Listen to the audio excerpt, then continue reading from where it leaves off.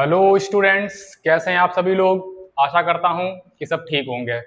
चलिए, आज हम लोग देखने वाले हैं एक्सरसाइज 1.5 चैप्टर सेट का इंट्रोडक्शन पार्ट। तो इसमें हम लोग सीखेंगे क्या। इसमें हम लोग दो चीजें मेन सीखेंगे। क्या, पहला तो कॉम्प्लीमेंट ऑफ अ सेट से आप क्या समझते हैं, ठीक है, पहले में ये सीख लेंगे। फिर कॉम्प्लीमेंट ऑफ अ सेट पर बेस्ड प्रॉपर्टीज देख लेंगे। बस इतना सा है, इंट्रोडक्शन छोटा सा है और खत्म हो जाएगा। तो चलिए बिना देरी के समझते हैं कि कॉम्प्लीमेंट ऑफ अ सेट क्या होता है।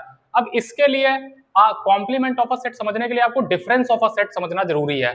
तो 1.4 के इंट्रोडक्शन में वहां पे डिफरेंस ऑपरेशन जो होता है, ऑपरेशन ऑन सेट, तो union, intersection and difference of set समझाया गया था।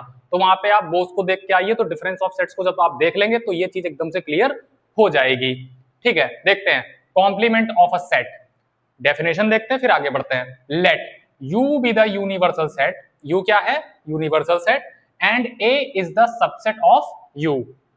ठीक है, then u minus A is said to be the complement of set A. Universal set का डिफरेंस जब हम ए के साथ ले लेंगे u माइनस ए करके, तो वो क्या कहलाएगा? जो सेट हमारे पास आएगा वो set complement of set A कहा जाएगा। ठीक है, इतना बात समझ आया। अब आगे देखते हैं सिंबॉलिकली। सिंबॉलिकली क्या है? It is denoted as A dash. Complement को या तो ए डैश से दिखा देते हैं, और यही सबसे इंपॉर्टेंट नोटेशन है, यही हमारी यूज भी होती है। ठीक है, और नहीं तो ए ऊपर सी लिख दो, ए कॉम्प्लीमेंट, बस इतना। ये कम यूज होती है, ये बहुत यूज होती है।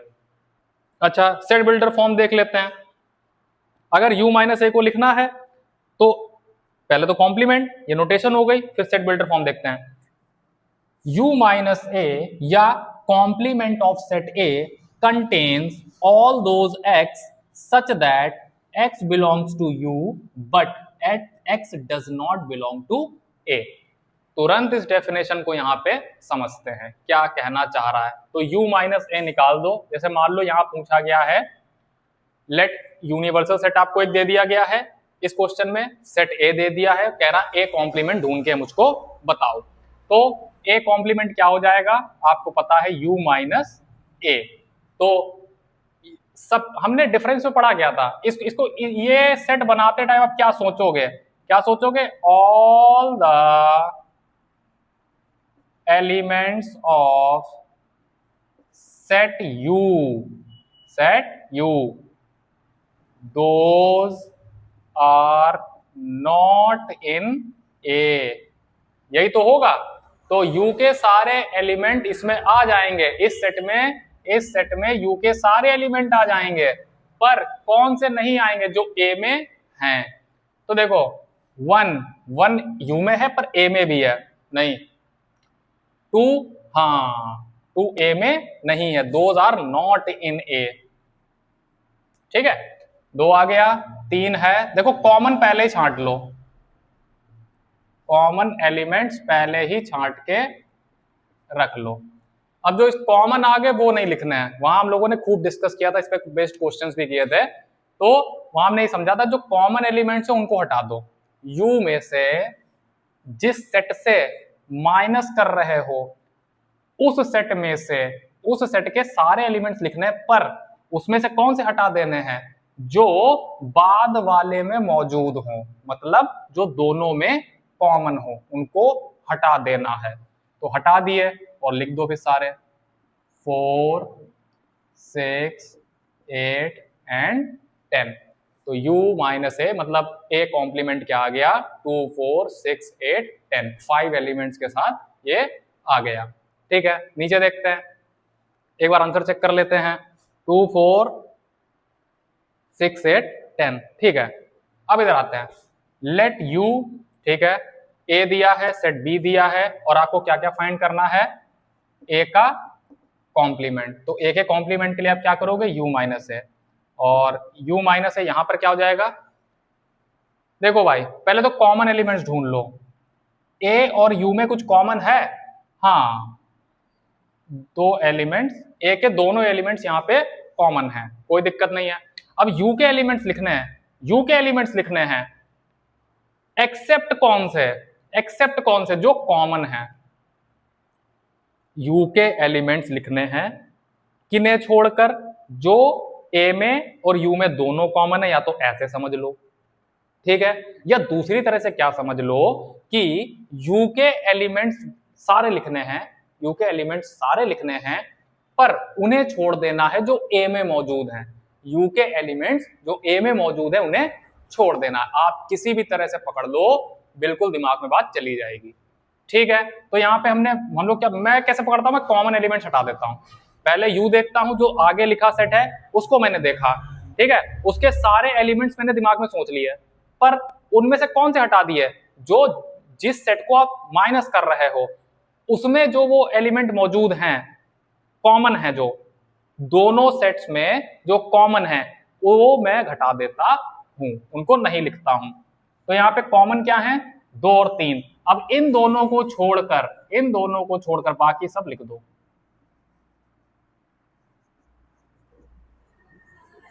कितना इजी है, ठीक है। अब दूसरा वाला क्या है, बी कॉम्प्लीमेंट के लिए फिर से u माइनस बी कर दो, ठीक है, इसको बनाओ। अब u के सारे एलिमेंट्स लिखे जाएंगे, पर कौन से छोड़ दिए जाएंगे, जो u एंड b दोनों में कॉमन है, जो कॉमन है। तो भाई फिर से चेक करो,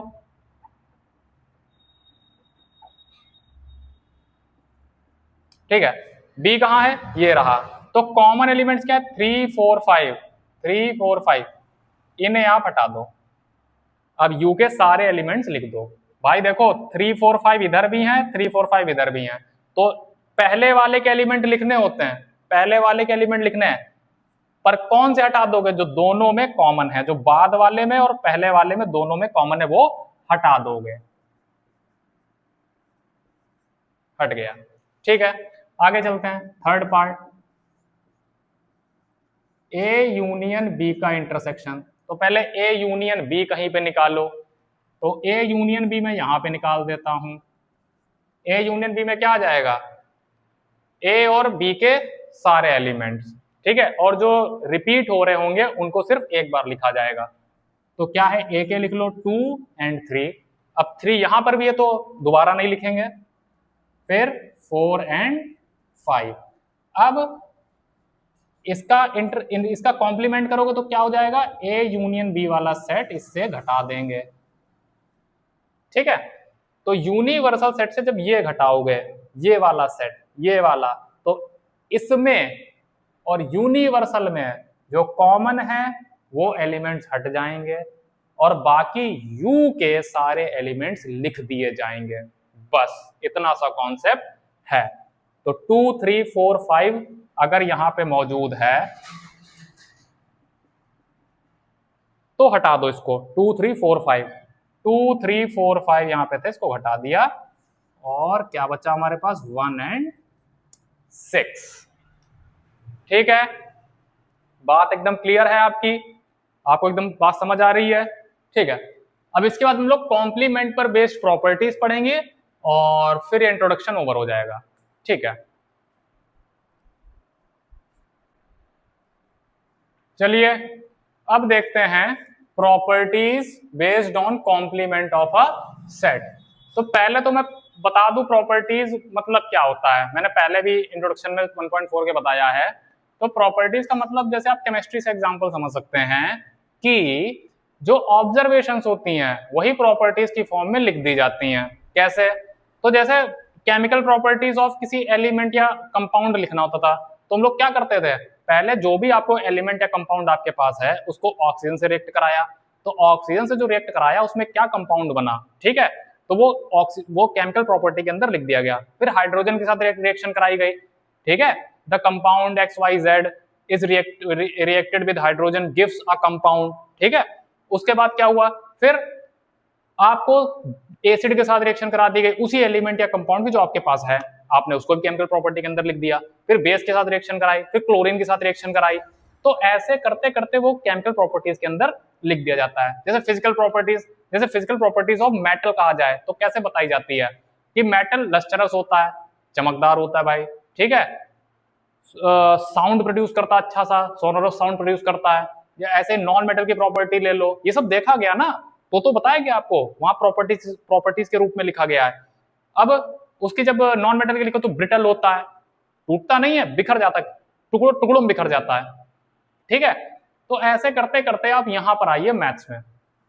अब मैथ्स में क्या है, जो जो चीजें ऑब्जर्व करी गई, कॉम्प्लीमेंट पर जो जो प्रॉपर्टीज ऑब्जर्व करी गई, क्या ऑब्जर्व करा गया वो यहाँ पे लिख दिया गया। अब बारी बारी देखते क्या क्या ऑब्जर्वेशन की गई। पहली देखते हैं, कह रहा है कि अगर ए का कि कोई सेट आपके पास ए है, उसका यूनियन हम ले लें किसके साथ, उसी के कॉम्प्लीमेंट के साथ, तो यूनिवर्सल सेट हमको देखने को मिल जाता है। अच्छा, थोड़ी देर पहले हम लोगों ने एग्जांपल लिया था, उसी से इसको समझते हैं क्या ये बात सच है। इसको कहते हैं कॉम्प्लीमेंट लॉज, ठीक है। तो दो ये हो गए, फिर लॉ ऑफ डबल कॉम्प्लीमेंट है, फिर law of empty set, law of universal set, फिर डी मॉर्गन्स लॉ, फिर आपका ये टॉपिक ओवर हो जाएगा। तो जल्दी जल्दी इसको वेरीफाई कर लेते हैं। तो ए क्या है, ये रहा सेट। तो पहले तो ए आपके पास मौजूद है, पर ए का कॉम्प्लीमेंट आपके पास नहीं है, तो ए के कॉम्प्लीमेंट के लिए आप क्या करोगे, ए माइनस यू माइनस ए कर दोगे। तो देखो जो कॉमन एलिमेंट्स उनको रोक लो, जो कॉमन एलिमेंट्स हैं, देखो यू के एलिमेंट्स लिखे जाएंगे, लेकिन जो ए और यू में कॉमन है उनको हटा दिया जाएगा, तो ये 2 और 3 हट जाएगा, बाकी आपका एज इट एज लिख दिया जाएगा।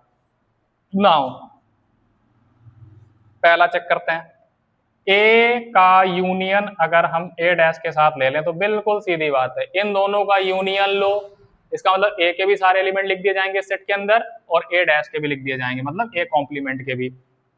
लिखो 1 2 3 4 5 एंड 6, 2 3 यहां से आ गया और 1 4 5 6 यहां से आ गया, ठीक है। यूनियन करना सिखाया है 1.4 में, खूब सारे क्वेश्चंस किए हैं, ठीक है, तो वहां आप देख सकते हैं। मतलब यूनियन के टाइम क्या होता है, दोनों ही सेट्स, जो भी आपके पास 2 सेट्स हैं, उनके जो एलिमेंट्स हैं सारे के सारे लिख दिए जाते हैं। बस ध्यान ये रखना है कि अगर कोई कॉमन एलिमेंट्स है वो 2 बार नहीं लिखा जाएगा, एक ही बार लिखा जाएगा, बस इतना सा कॉन्सेप्ट है। तो आप ये देखो, ये सेट क्या बन गया, ये सेट आपके सामने है और क्या बन गया है, यूनिवर्सल सेट बन गया। तो यस, ये प्रॉपर्टी ओके हो गई, आपने वेरीफाई कर ली। आगे देखते हैं दूसरी वाली, ए इंटरसेक्शन ए कॉम्प्लीमेंट, ये फाई आ रहा है, चेक करें। तो हमारे पास ये सेट भी मौजूद है और ये सेट भी मौजूद है, क्या इनमें से कुछ भी कॉमन है? भाई इंटरसेक्शन के अंदर क्या लिखा जाता था, कॉमन पार्ट, और इन दोनों में कुछ कॉमन है ही नहीं, तो एम्प्टी सेट या कह लो फाई। तो आपकी पहली प्रॉपर्टी क्या हो गई, पहली वाली ये वाली जस्टिफाई हो गई, ठीक है, बढ़िया, लिख दो, पहली हो गई अपनी। दूसरी पे चर्चा कर लें, क्या भाई करना है, लॉ ऑफ डबल कॉम्प्लीमेंट क्या कह रहा है, अगर कॉम्प्लीमेंट लेके फिर से कॉम्प्लीमेंट ले लें तो वही सेट आ जाएगा, बिल्कुल सही बात है, ए कॉम्प्लीमेंट में ये आया था, ठीक है। अब ए कॉम्प्लीमेंट का भी अगर कॉम्प्लीमेंट लें तो क्या होगा, यू से ए कॉम्प्लीमेंट वाला सेट माइनस हो जाएगा, ठीक है, यू से ए कॉम्प्लीमेंट वाला सेट माइनस हो जाएगा, तो यू ये रहा और ए कॉम्प्लीमेंट सेट ये रहा, ठीक है। तो आप देखो जरा, यू के सारे एलिमेंट्स लिखने हैं पर उनको छोड़ देना है जो इसमें और इसमें दोनों में कॉमन है। तो 1 कॉमन है, 4 कॉमन है, 5 कॉमन है, 6 कॉमन है, 1 4 5 6 बचा क्या, 2 एंड 3 ही बचा, और 2 और 3 क्या है, 2 और 3 क्या है, सेट ए। तो लॉ ऑफ डबल कॉम्प्लीमेंट भी आपका वेरीफाई हो गया। अच्छा, तीसरा देखते हैं, तीसरा पार्ट देखो, अगर हम लोग फाई का कॉम्प्लीमेंट लें, अगर हम लोग फाई का कॉम्प्लीमेंट लें, अच्छा फाई का कॉम्प्लीमेंट जब लोगे तो कैसे होगा, कह रहा यूनिवर्सल सेट ही आ जाता, चेक करते हैं। फाई का कॉम्प्लीमेंट लेने के लिए क्या करना पड़ेगा, यू से हमको फाई, ठीक है, या कह लें यू से हमको नल सेट घटाना होगा। अब देखो इसका क्या मतलब है, all the elements of the universal set या यू, ठीक है, all the elements of set U, those are not in this empty set. अब empty set में तो कुछ है ही नहीं, empty set में तो कुछ है ही नहीं, तो जब देखो ये रहा आपका नल सेट जिसको फाई भी कहा जाता है। अब इनमें और इनमें कुछ कॉमन है ही नहीं, कुछ है ही, उसमें एक भी एलिमेंट है ही नहीं जो कुछ कॉमन होता, ठीक है, कोई एलिमेंट है ही नहीं। तो U के सारे, देखो U पहले लिखा है ना, तो U के सारे एलिमेंट एज इट एज लिख दिए जाएंगे, ठीक है, तो हमें अल्टीमेटली क्या मिल जाएगा, U का U ही मिल जाएगा, ठीक है। तो ये भी वेरीफाई हो गया। इसको देखते हैं क्या कह रहा है, अगर यूनिवर्सल सेट का ही कॉम्प्लीमेंट कर दो तो 5 बचेगा। चेक करते हैं क्या सही बात है। तो यूनिवर्सल से यूनिवर्सल ही सब्ट्रैक्ट कर दो, और आपको पता है, ये पढ़ भी चुके हो, अगर सेम सेट से सेम सेट को सब्ट्रैक्ट कर दोगे तो भाई सारे एलिमेंट्स कॉमन मिल जाएंगे, मतलब उधर कुछ भी नहीं रह जाएगा। आंसर क्या हो जाएगा, 5। तो आई होप ये 4 आपको प्रॉपर्टीज क्लियर हो गई होंगी। ये ऑब्जर्वेशंस थी और यहाँ पे लिख दी गई। इनका यूज बाद में होता है, कभी जब आप क्वेश्चन प्रूव वाले करते हो वहां पे अच्छे से होता है, ठीक है, बाकी तो हो ही जाते हैं आसान क्वेश्चन एनसीईआरटी में, ठीक है। अभी इसको समझते हैं।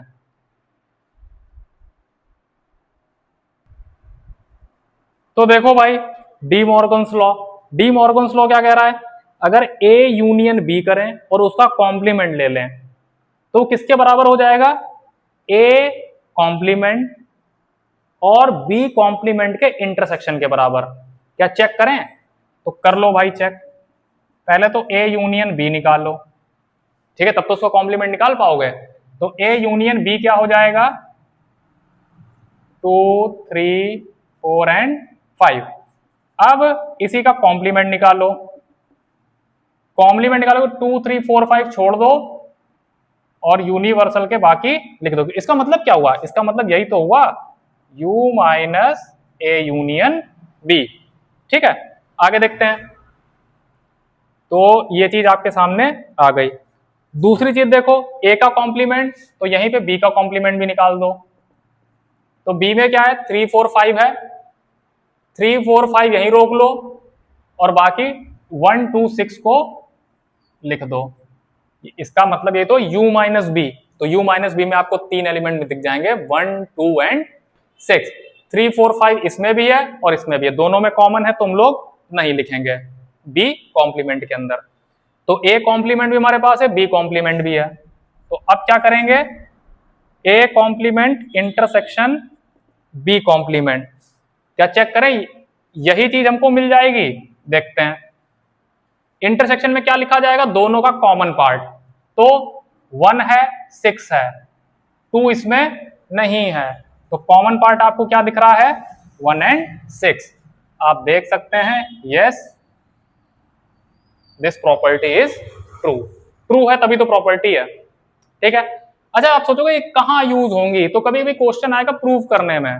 पहले तो ये चीजें हो रही हैं कि by using the property show that left LHS is equal to RHS, ऐसे ऐसे क्वेश्चंस आ जाएंगे, मिसलेनियस में है भी, तो वहां देखेंगे इसको। और भी क्वेश्चंस होते हैं, तो फिलहाल प्रॉपर्टी को हम लोग क्या कर रहे हैं, वेरीफाई करके बस देख रहे हैं। तो इसका अब इंटरसेक्शन देख लेते हैं, डी मॉर्गन्स लॉ का सेकंड पार्ट। इन्होंने दूसरी बात क्या कही थी, कहा अगर ये इंटरसेक्शन का कॉम्प्लीमेंट ले लो तो ए इंटरसेक्शन बी पहले लिखो, कहां है, ए इंटरसेक्शन बी मतलब कुछ कॉमन है, हाँ 3 है। अब 3 इसका कॉम्प्लीमेंट ले लो, इस सेट का कॉम्प्लीमेंट ले लो। कॉम्प्लीमेंट मतलब यूनिवर्सल से 3 घटा दो, तो क्या बच जाएगा, यहां से 3 हटा दो तो 1 2 4 5 6, ये बन गया। अच्छा, अभी दूसरा चीज क्या है, हाँ अब इसका यूनियन ले लो, A complement to B complement, ये रहे, इनका यूनियन ले लो भाई, 1 यूनियन में सब कुछ लिख जाएगा, बस एक एक बार, हर एलिमेंट एक एक बार लिखा जाएगा, पर सारे ए और सारे बी के एलिमेंट्स यहां मौजूद हो जाएंगे। 1 लाइन से लिख देते हैं, 2 3 है, दोनों में नहीं है, 4 सीधे, 5 है, फिर 6 भी है। 1 2 4 5 6, 1 2 4 5 6, क्या ये भी वेरीफाई हो गई? यस, ये भी वेरीफाइड है, ये भी वेरीफाइड है। तो हमारी सारी ही प्रॉपर्टीज ऑन कॉम्प्लीमेंट हमने वेरीफाई करके देख ली। तो इस पर बेस्ड जो क्वेश्चंस हैं, जो न्यूमेरिकल्स हैं, वो हम लोग एक्सरसाइज में तुरंत अभी पढ़ेंगे, ठीक है। तो उसका सोल्यूशन पार्ट 1.5 का जब आएगा तो आप उसको देखिएगा।